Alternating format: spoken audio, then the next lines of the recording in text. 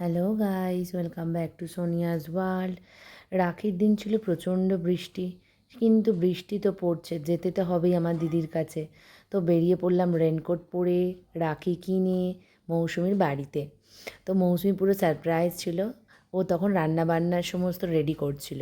অনেক কিছু রান্না সেদিনকে হয়েছিল, তোমাদেরকে দেখাবো কী কী রান্না হয়েছে। অনেক রকম রান্না করেছে, তো ও সারপ্রাইজ হয়ে গেছে, আমাকে দেখে চমকে গেছে।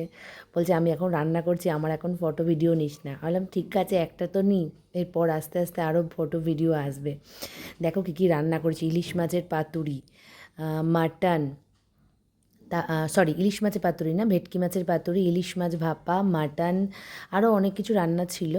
তো সেগুলোর আর ভিডিও ফটো নেওয়া হয়ে ওঠেনি, কারণ সেদিকে প্রচণ্ড বৃষ্টি ছিল। খাওয়া দাওয়া করে আবার আমার ফেরার ছিল।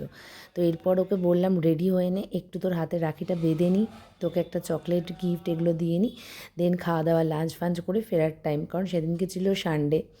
তো সানডে মানে একটু ঘোরা বেড়ানো থাকে, বাট সেদিনকে প্রচণ্ড বৃষ্টি পড়ছিল, কোথাও বেরোনোর মতন সেদিনকে সিচুয়েশানও ছিল না। অনেক দিন পর ওর সাথে দেখা হলো, সেই লাস্ট আমার বার্থডেতে ওর সাথে দেখা হয়েছিল। দেন আজকে রাখির দিনকে ওর সাথে দেখা হলো, ও খুব খুশি ছিল এই সারপ্রাইজটা পেয়ে।